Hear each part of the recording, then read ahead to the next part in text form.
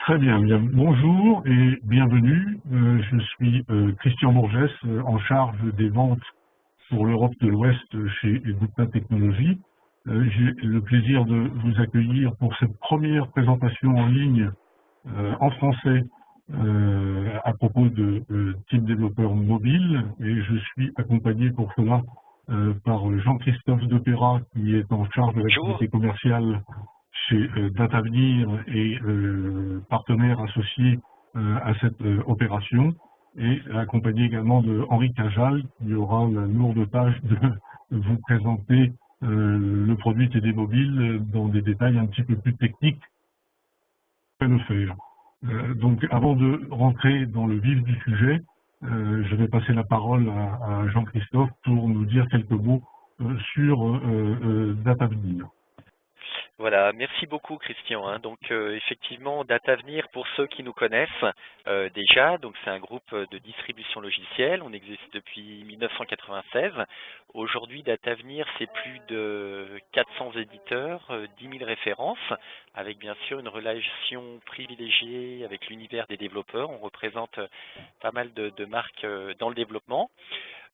Pour nous, Gupta, on a un partenariat existant depuis 2008 qui s'est intensifié dernièrement avec cette nouveauté, ce produit qui pour nous semble majeur, très intéressant à faire connaître à l'ensemble de nos clients, qui est donc Team Développeur Mobile, qui présente quelque part une rupture dans la manière de faire et de développer pour l'ensemble de l'univers du développement, avec des nouveautés très très pertinentes telles que la capacité donc de faire des développements sur des environnements hétérogènes à destination des mobiles, donc des choses qui sont très très intéressantes et très très demandées aujourd'hui par l'univers du développement. Voilà, donc on est très heureux de ce partenariat. Gupta, c'est une marque reconnue qui a une solidité en termes de développement. Aujourd'hui, on a l'exclusivité et la chance d'avoir avec nous Henri Cajal, qui est notre spécialiste du jour, qui va nous présenter tout ça. Donc, auparavant, Christian, tu vas peut-être nous donner peut-être plus d'informations sur ce que c'est que Gupta, TD Mobile, etc. Hein. Donc, Voilà. merci à tous et bonne présentation. Christian, je te laisse Merci Jean-Christophe. avancer. Merci. Bien, donc effectivement, avant de rentrer dans l'aspect technique des choses, essayer de positionner un petit peu la démarche vis-à-vis des applications mobiles d'entreprise et de définir plus précisément ce que cela représente. Très rapidement, pour les gens qui ne nous connaîtraient pas encore, qui est Gupta Technologies? Gupta Technologies est basé à Roseville, en Californie, et bénéficie d'une implantation internationale, comme peuvent le matérialiser les quelques étoiles que vous voyez sur les différents continents de cette carte. Nous avons bien sûr plusieurs milliers de clients d'applications et de bases de données déployées à ce jour, puisque nous revendiquons 30 années d'expérience. Donc nous pensons avoir effectivement un certain nombre d'histoires à raconter. Donc, une application mobile d'entreprise, qu'est-ce que c'est? Quelles sont les différentes approches qui existent aujourd'hui pour ces développements? Comment peut-on simplifier ces développements? Eh bien, c'est ce que nous vous montrerons au cours de la démonstration qui suivra cette toute première présentation. Donc, une application mobile d'entreprise, bien évidemment, ce n'est pas un jeu que l'on peut avoir tout à chacun sur notre téléphone portable ou sur notre tablette. Ce n'est pas non plus un portail de site marchand permettant de passer quelques commandes ou de réaliser les réservations de sièges dans un avion, etc. C'est quelque chose qui est beaucoup plus complexe que cela. Voici un exemple d'application mobile d'entreprise qui a été développé pour le service de voirie d'une ville du Texas, qui va utiliser pour les besoins de cette application différents types de périphériques, soit en environnement Android ou iOS avec de l'iPad mini. Et l'objectif de cet applicatif, c'est évidemment de simplifier toutes les tâches administratives de l'équipe d'entretien en éliminant les formulaires papier, et aussi en n'imposant pas à ces équipes de repasser dans un point précis de façon régulière pour remettre les documents qui doivent être centralisés. Tout ceci se fait automatiquement. Ça va permettre aussi d'utiliser les fonctionnalités nouvelles qui sont offertes par ce type de périphérique, notamment en intégrant des photographies, des coordonnées GPS, des lectures de code barre ou QR code, des systèmes de signature électronique, tout ceci s'adressant en règle générale aux employés de l'entreprise, mais également aux clients et aux partenaires de cette entreprise. Donc on est beaucoup plus proche du système d'information de l'entreprise, ce qui nécessite de contourner les complexités qui existent quant à la connexion aux différentes sources de données dans l'entreprise, sachant que ces applications et ces données doivent être hautement sécurisées, puisque là, on est au cœur même du système d'information de l'entreprise, et donc on a entre les mains le capital de cette entreprise qui sont ces informations.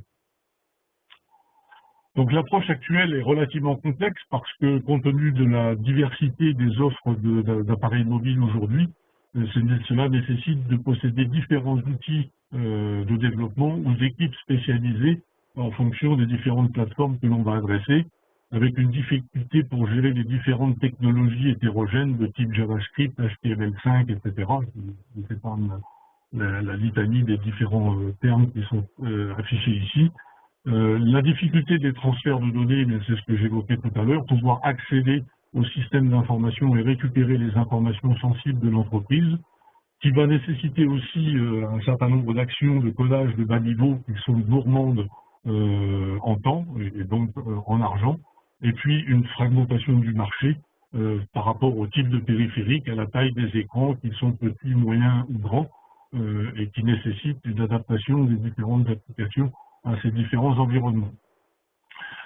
Comment on peut simplifier cette démarche-là? C'est déjà de s'émanciper de la programmation HTML5 ou JavaScript, donc de permettre effectivement de ne pas avoir à apprendre ce type d'environnement. C'est de pouvoir configurer de façon simple la connexion aux données de l'entreprise depuis l'interface utilisateur vers les tâches d'arrière-plan. C'est aussi de pouvoir ne développer qu'un seul applicatif, quel que soit le type de périphérique, son système d'exploitation et quelle que soit la taille de cet écran, avec un outil qui est à la portée de tout type de développeur, quelle que soit son origine. Et puis quelque chose qui est intéressant aussi, c'est de n'avoir qu'un seul code source à maintenir, quel que soit l'environnement. Donc ça aussi, c'est générateur d'économie.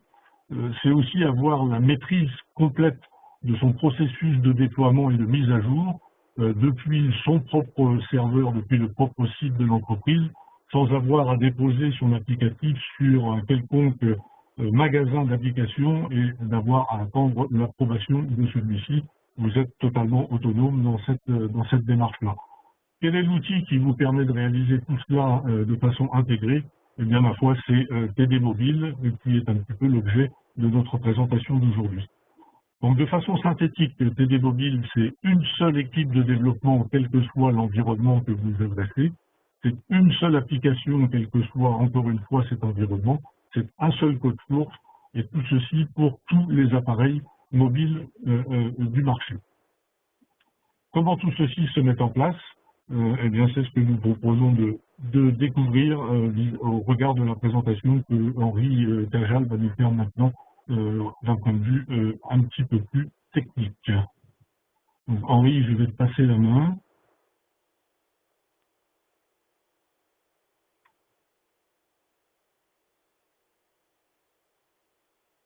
Voilà. Je pense que si tu as la main. C'est en cours. Ok. Voilà, c'est en cours.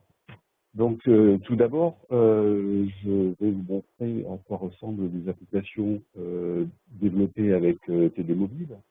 Ces applications fonctionnent aussi bien sur des smartphones, des tablettes, sous l'environnement iOS, Android, BlackBerry, des iPhones, et également, là, dans le cadre du développement, mais également de distribution, sur les navigateurs comme Firefox, Internet Explorer ou bien Google Chrome.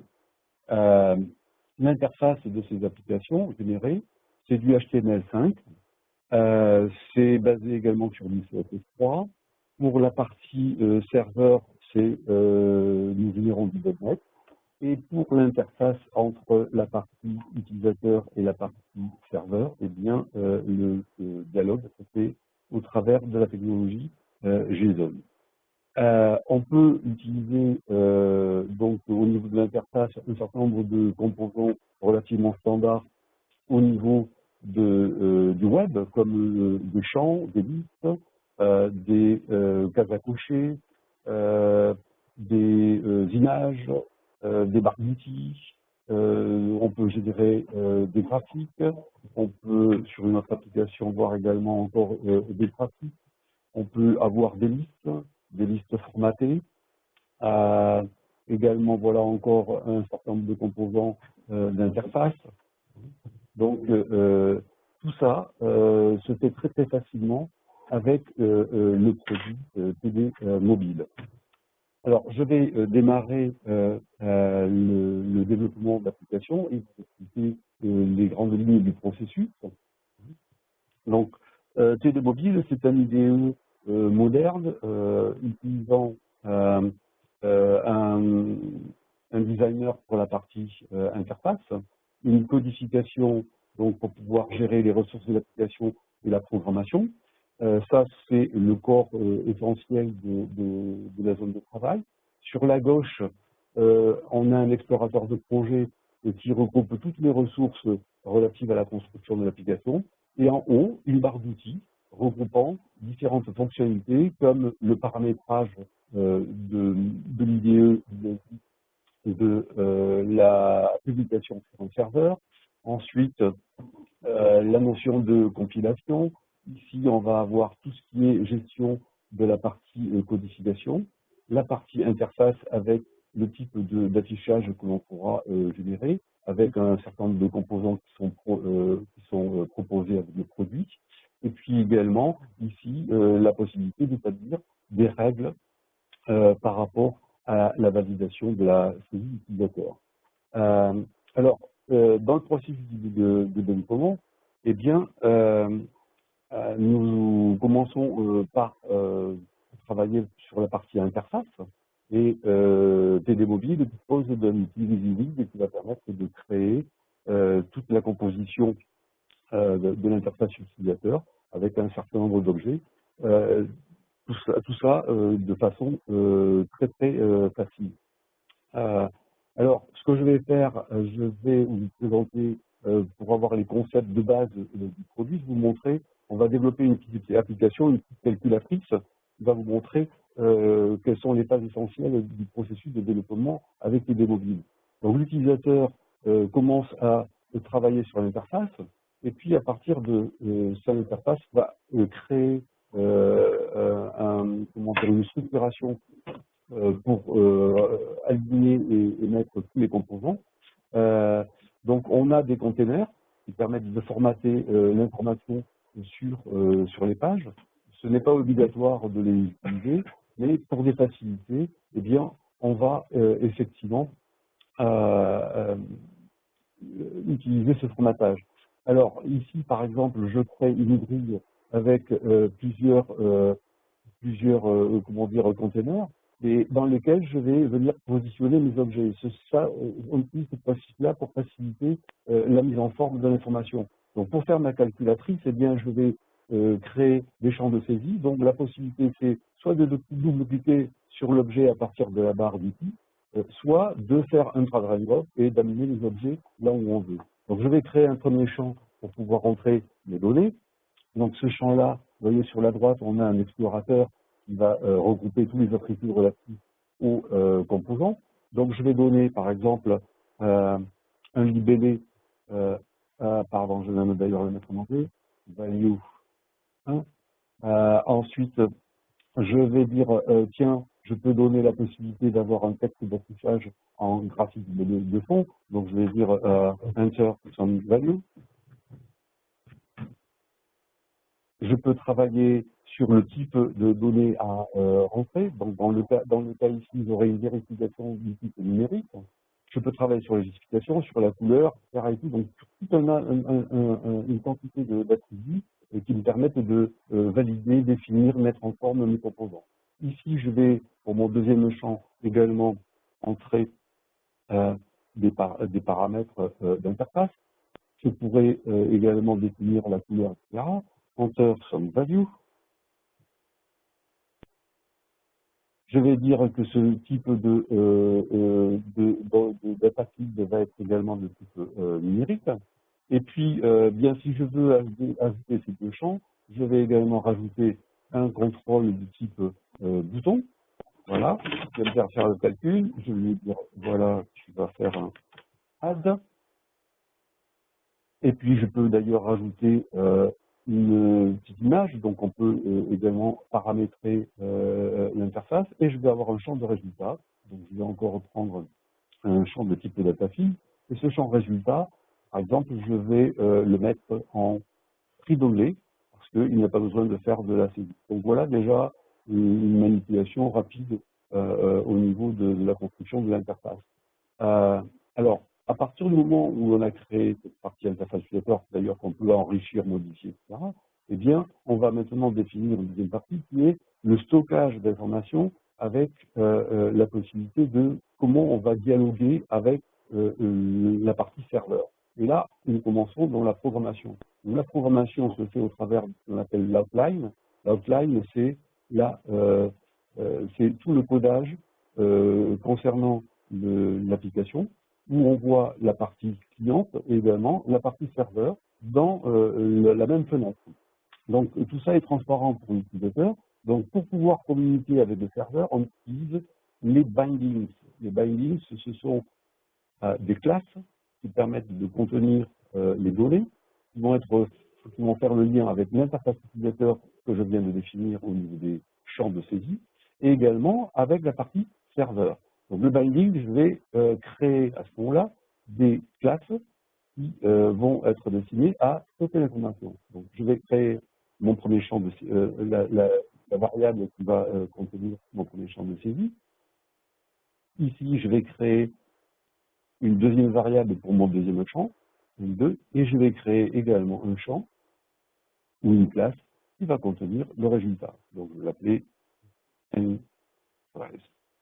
Voilà. Maintenant, pour pouvoir faire stocker l'information et également voir tout événement associé à la modification des valeurs, eh bien, je vais associer mon champ de saisie avec les données, les classes de stockage. Donc, le premier champ de saisie, je vais l'associer à ma variable N1. Le deuxième, je vais l'associer avec la variable N2. Et puis le résultat, je vais l'associer avec la variable résultat. Donc, nous avons déjà bien avancé sur l'interface. Maintenant, il va falloir effectivement faire le calcul. Donc, comment se passe l'interface avec la partie serveur, codage et programmation? Eh bien, on va définir, on peut créer des fonctions, mais côté serveur, on peut créer des opérations. Donc, dans le cadre d'un calcul comme on va faire, ça peut être un calcul simple ou bien dialoguer avec des bases de données, rapatrier les informations, travailler avec des curseurs et retourner les résultats. Et bien ici, on va faire une opération simple qui va être une opération d'addition. Donc je crée une opération. Cette opération, je lui donne un nom. Donc je vais l'appeler par exemple add. Cette opération, je dois lui passer des paramètres. Donc je vais passer les paramètres en entrée. Donc je vais lui spécifier un paramètre de type numérique et je vais l'appeler P1. Qui va me permettre de faire de lien en entrée comme une fonction de mon passage de mon premier paramètre. De la même façon, je vais passer le deuxième paramètre, qui est, je vais l'appeler P2, que je vais associer au binding N2 que j'ai créé tout à l'heure. Ensuite, dans le principe également, il va falloir définir comment se fait le résultat. Eh bien, le résultat, je vais faire un résultat de type number et qui va être associé avec le binding res. Donc voilà, déjà, on a fait l'interface avec la partie serveur. Maintenant, on va faire le codage.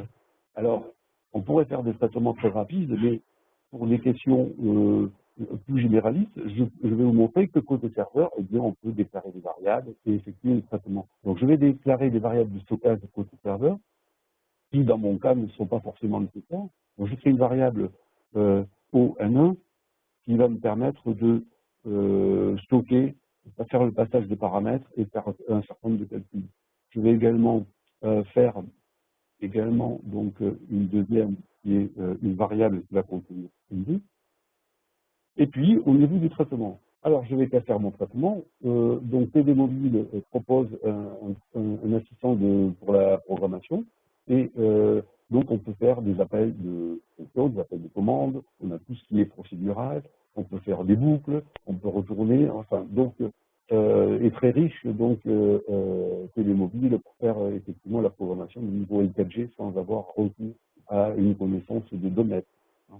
Alors qu'est-ce que je vais faire? Je vais, dans mon cas, sur la définition du traitement, je vais passer les paramètres de mon appel, je vais les passer à mes variables locales sur le serveur. Donc, je vais dire set O, et là, j'utilise l'assistant de codage. Donc, je peux, voilà, je peux retrouver facilement donc, mes valeurs si je ne sais pas, et je vais lui passer N1, voilà.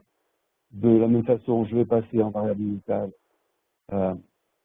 ma deuxième valeur, donc O2 égale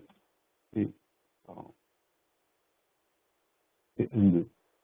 Donc je ne suis pas obligé de faire ça, mais on va voir que dans ma démonstration, je vais l'utiliser pour vous montrer une partie intéressante, notamment concernant la mise au point. Et puis à ce niveau-là, j'ai pratiquement terminé, mais je peux faire directement retourner le résultat de mes valeurs. Donc je vais faire ON1 plus ON2. Automatiquement, ce résultat sera transmis dans ma variable résultat NREF, donc de retour. La dernière chose, c'est que, eh bien, pour déclencher le traitement, je vais appeler au niveau de mon bouton. Je peux avoir différents types d'événements sur la page, sur le bouton, ou sur le changement de valeur d'ensemble. Dans mon cas, j'avais créé un bouton. Ce bouton-là, je vais utiliser donc l'appel à une fonction côté serveur. Alors, vous voyez, à partir d'un bouton, je peux faire un message, je peux faire une confirmation, je peux invoquer une opération, je peux appeler du JavaScript, je vais naviguer à une autre page, donc je peux faire tout un tas de choses, stocker les informations dans la base de données locale du navigateur. Dans notre cas, eh bien, je vais appeler l'opération côté serveur. Et bien, mon application est déjà pas mal avancée. Je vais sauvegarder le projet.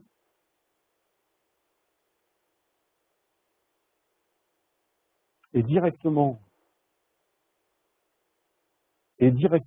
à partir de l'IDE, eh bien, je peux également tester l'application. Donc, je peux compiler l'application. Si je ne me suis pas trompé, eh bien, effectivement, tout se passe pas mal. Et je peux déjà exécuter l'application. Donc, TD Mobile intègre IIS Express qui permet de faire de la mise au point du développement local sans requérir de l'installation d'un serveur d'application. Donc voilà mon application. Je suis sur Internet Explorer et on va tester si le traitement s'effectue. Voilà, donc j'ai bien travaillé. Donc la deuxième chose que je vais vous montrer maintenant, c'est j'avais utilisé des variables locales côté serveur et que également, eh bien, TD Mobile intègre un débugger.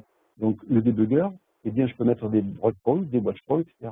Donc je peux de la même façon recommencer à effectuer mon opération. Et si je veux donc débugger mon traitement, eh bien, j'aurai la main qui sera prise automatiquement.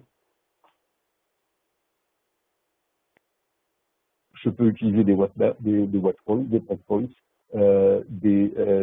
analyser les expressions. Donc ici, je fais du pas à pas. Donc je vais pouvoir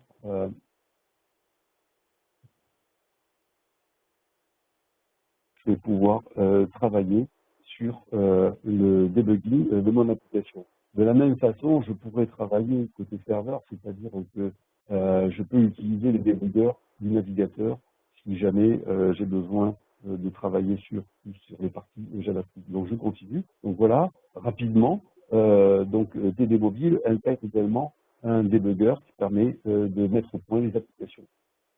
Alors, une autre facette maintenant du développement avec Télémobile, c'est qu'à partir du moment ici où on a développé l'interface utilisateur, on va pouvoir également établir des règles.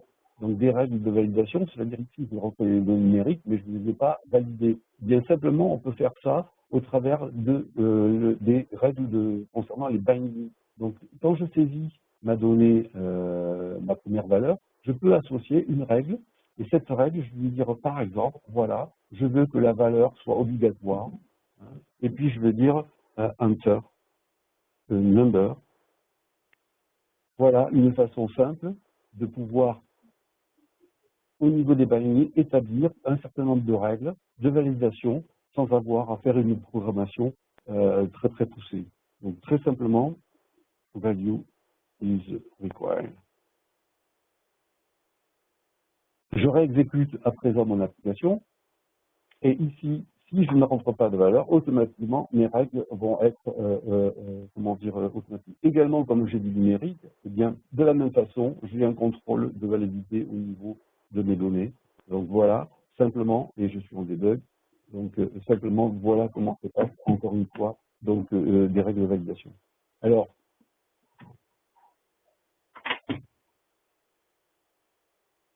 à présent que nous avons mis au point une application simple, je vais vous montrer encore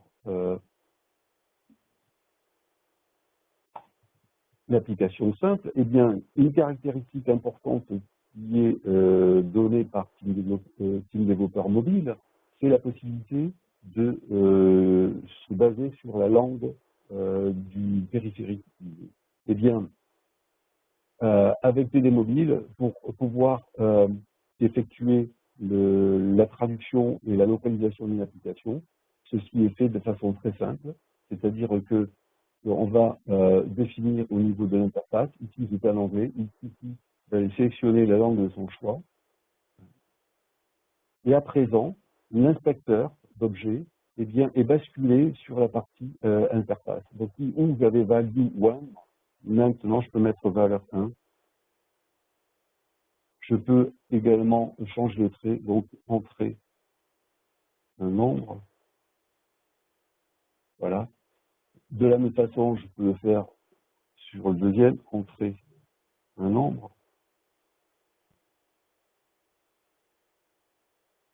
Valeur 2. Également pour mon bouton. Et également, je peux le faire pour les règles de gestion, c'est-à-dire que les règles qui étaient associées tout à l'heure à mon binding, ici, eh bien, je peux venir dans le binding, je peux personnaliser ma valeur, je dis à ce moment-là. Donc, c'est une valeur requise.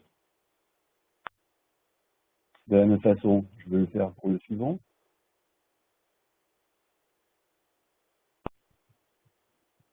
Valeur requise.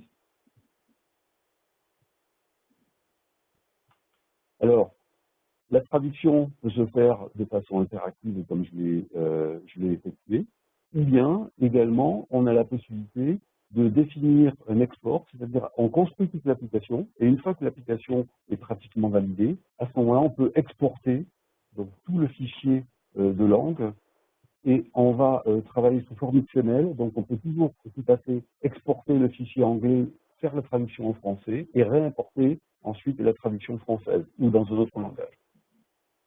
Donc maintenant, je vais exécuter mon application. D'ailleurs, je pourrais rajouter ici un composant qui est relativement intéressant, qui est par exemple un texte. Et dans ce texte-là, je vais lui mettre ici des valeurs qui sont des binds préprogrammés avec Télémobile, notamment la locale. La locale va me montrer que quand je vais exécuter mon application, eh bien ici, je suis sur un OS qui est de type français. Donc, j'ai la locale qui va être détectée. Si vous avez un iPhone en français, automatiquement, eh bien, l'application serait rentrée, serait affichée automatiquement en tenant compte de la locale du périphérique. Voici, donc ici, voilà, j'ai automatiquement effectué la traduction de mon périphérique. Et le petit P qui est là-haut, bien le petit T, c'est le type phone. C'est-à-dire que également, il y a la détection du type de périphérique utilisé. Donc, je vais faire maintenant une chose suivante, c'est que avec Télémobile, les applications vont s'adapter également aux périphériques utilisés. Donc, on supporte, sans devoir programmer des choses spécifiques, eh bien, on supporte à la fois l'interface de type téléphone, smartphone, mais également de type tablette. Je vais rajouter encore quelque chose qui est sympa au niveau des bindings avant de continuer, c'est que au niveau de layout, on a vu un certain nombre d'objets. Eh bien, par exemple, on a un metteur, l'objet metteur. Encore au niveau du binding, on a vu qu'on pouvait associer donc des champs, des labels, donc différents objets. Je peux associer cet objet-là, donc différemment, hein, également avec des bindings. Alors, pour les tablettes, maintenant, eh bien, j'ai fait mon interface, l'application est pratiquement terminée. J'ai fait une interface pour le téléphone. Maintenant, je vais faire une interface pour le tablette. Eh bien, pour une tablette, il suffit simplement de dire, je vais ajouter une page tablette et automatiquement, donc Télémobile va me présenter une interface téléphone et tablette. Donc sur la tablette, par contre, on a l'avantage d'avoir beaucoup plus de place. Donc pourquoi, à l'origine, j'ai utilisé une grille? Eh bien, cette grille est utilisée parce que on va bénéficier de la surface de la tablette et donc on a la possibilité, tout à fait, de composer une interface plus riche au niveau du périphérique tablette. Donc, par exemple, ce que je peux faire ici, c'est réorganiser les données, c'est-à-dire mettre plusieurs colonnes. Je pourrais diminuer le nombre de lignes, etc. Donc tout ça, on peut le faire. Voilà. Je vais prendre mon bouton, je vais le mettre là. Mon champ de résultat, je vais le mettre là. Ici, ce champ, je vais le mettre également ici. Et puis, voilà, tout simplement. Et également, je peux rajouter d'autres objets. Donc, c'est-à-dire que je peux tout à fait dire, voilà, sur la tablette, eh bien, j'ai plus de place. Donc, par exemple, je vais rajouter un contrôle image. Donc, ce contrôle image que je ne peux pas voir forcément sur le smartphone, je vais pouvoir le mettre au niveau de ma tablette. Et puisque je peux rajouter d'autres composants, par exemple, je peux aussi rajouter encore voilà, des éléments de l'interface, des script switch, etc. Donc, je vais rajouter ça. Voilà. Voilà. Bon, c'est pas très beau, ça m'a levé.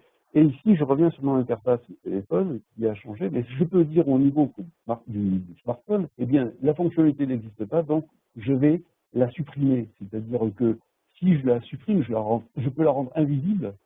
Dans mon cas, je vais dire non, elle n'existe même pas, c'est-à-dire elle ne sera même pas construite dans l'interface. Donc je vais l'omettre. Ici, j'ai l'image, donc je vais également l'omettre. Donc je vais pouvoir adapter tout à fait l'interface utilisateur par rapport au type de device, de périphérique, et la mettre en forme. Donc voilà comment se passe facilement la mise en page. Maintenant, eh bien, je vais voir, d'ailleurs, je n'ai pas parlé du tout, ce sont les thèmes. Donc ici, par exemple, l'interface au niveau de la tablette, eh bien, je peux lui dire qu'au niveau de ma page, on utilise des thèmes prédéfinis, c'est-à-dire que Télémobile, eh bien, est basé sur jQuery Mobile. jQuery Mobile donc, supporte les thèmes. Je peux soit utiliser des thèmes qui sont livrés avec Télémobile, ou je peux également construire sur Internet avec, à partir du site ThemeRoller, bien construire mes propres thèmes personnalisés. Et maintenant, si j'exécute mon application, voilà, il a détecté que par défaut, je travaillais en mode smartphone et je peux, avec tous les navigateurs maintenant modernes, je peux utiliser l'émulation. Donc l'émulation, sur Internet Explorer 12 et 11, pardon, il est possible d'utiliser l'émulation et je peux passer en émulation iPad. Donc ça c'est très bien parce que ça permet effectivement de pouvoir tester une application avec un mode. Et vous voyez que ici en haut, je suis passé en T, ça signifie que l'application Télémobile a détecté que nous étions en mode tablette. Donc voilà maintenant mon application Télémobile sur tablette. Voilà. Et alors que tout à l'heure, j'étais passé donc en mode smartphone. Voilà la même application en tant que tablette et en tant que smartphone. Alors, pour terminer, on a vu les bindings avec des objets très définis, très puissants. Quelque chose qui est encore très intéressant, que nous avons totalement intégré, notamment par rapport à l'interface avec le périphérique, c'est la géolocalisation. Eh bien, avec Télémobile, tout simplement, vous avez la possibilité de géolocaliser votre application, c'est-à-dire que il suffit simplement de spécifier que vous allez effectuer une liaison avec un binding de type géolocalisation, locale, nous avions vu le périphérique ici, et bien automatiquement, donc Télémobile va vous permettre d'obtenir ces caractéristiques sans avoir une programmation particulière. Et ici, je vois, automatiquement ont été générées mes coordonnées de latitude et des longitudes. Et j'ai également l'interface automatique donc effectuée avec Google Maps. Hein. Donc voilà, disons les principales lignes du développement, comment se fait le développement avec Télémobile. Nous pourrons voir encore une dernière chose intéressante, c'est maintenant je vais passer en production.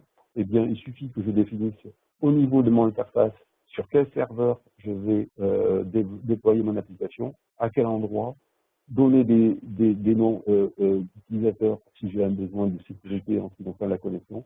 Et il suffit que je construise mon application et que je la publie. Ici, je suis en local et normalement, mon application sur mon serveur local a dû être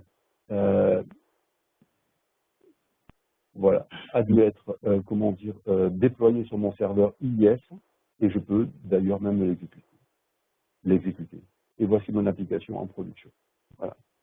Donc j'avais terminé, on peut encore parler beaucoup du produit, et voilà dans les lignes principales. Donc Télémobile permet de faire un développement interactif en WYSIWYG, il permet de s'adapter au type de périphérique donc très facilement, et également on a donné la possibilité d'intégrer tous les mécanismes de communication avec le périphérique, que ce soit les photos, la caméra, le GPS, la localisation, la langue du périphérique, et également s'adapter au type de smartphone ou tablette, et également de pouvoir faciliter la gestion de la localisation en ce qui concerne les différents langages.